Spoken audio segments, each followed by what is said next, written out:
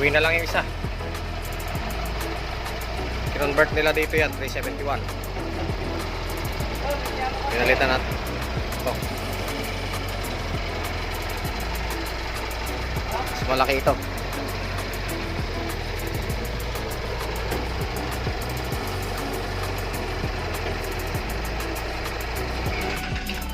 Itong ginagawa namin na ito ay tatapusin namin dahil ito ay matagal naka-stock dito. Lagyan namin ng makina para maiuwi nung nakabili. Madami pang kulong ang truck na to. Marami pa tayong dapat gawain at mga ikakabit. Ito yung mounting na ginawa natin. Mounting tayo ng panibago para set itong 420 dahil isinet nila dito dati ay 371 na bago yung setup ng engine support. Pinating nila ngayon, inaayos natin para mag-fit ang engine support na makina na to. Yung isang maskara ko ipita mo yan, 21.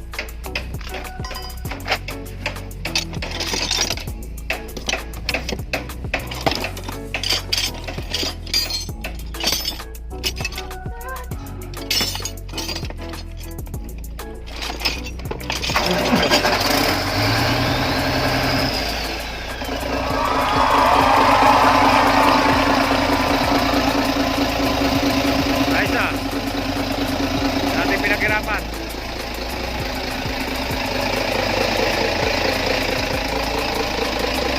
Lahat na yan, bagong kabit.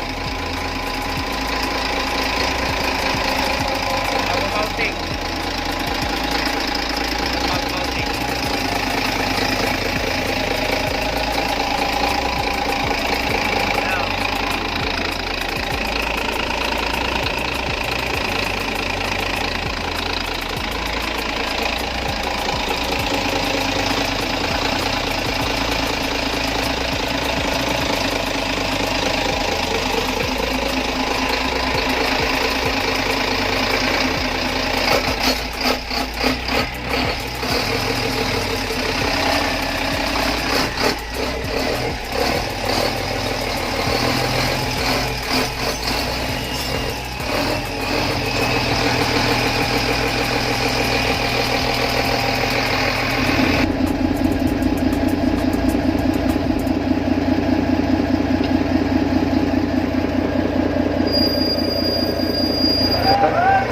Ano yung ginawa natin?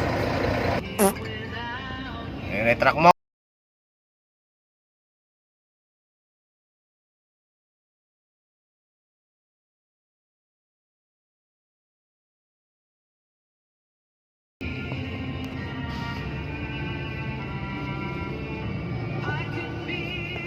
Ganda ng mga ilaw. Plastic yung aming stoplight eh. Ayan o nakasabi. Plastic, stoplight yan. Original yan. Yan ang Japan dyan. Every day and Ito. every night. Magpapa-diesel tayo dahil walang laman ang tangkin to, kakaunti.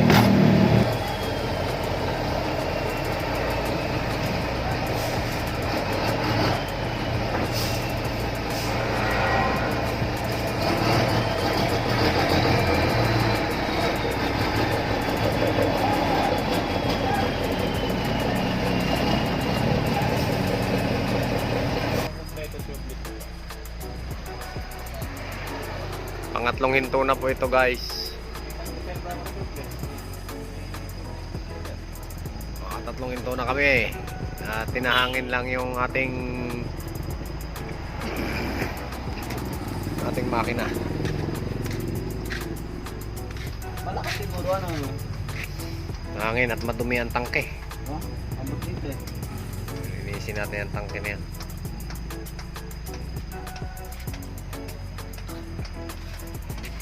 Pagdating sa gawaan.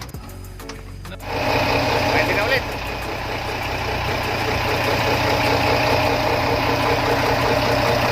Baka lang ang ulo.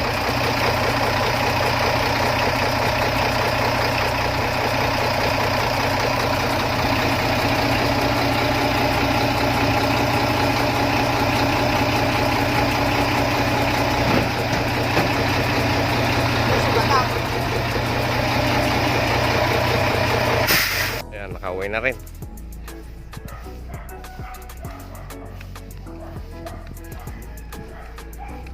Gagawin na lang natin ito. Finishing. Nakabit na yung mga ilaw niya. Wirings na lang to. So, mga cover dito.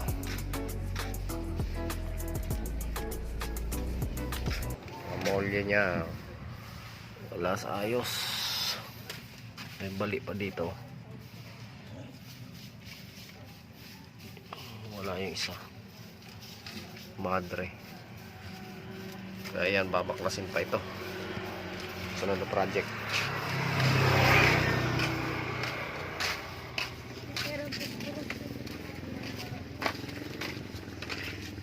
Tapos itong isa na to.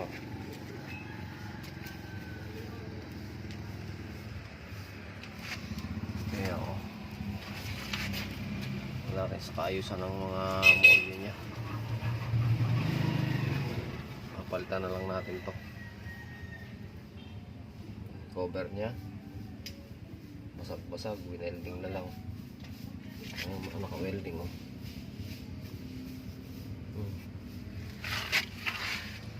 Kalasin lahat yan.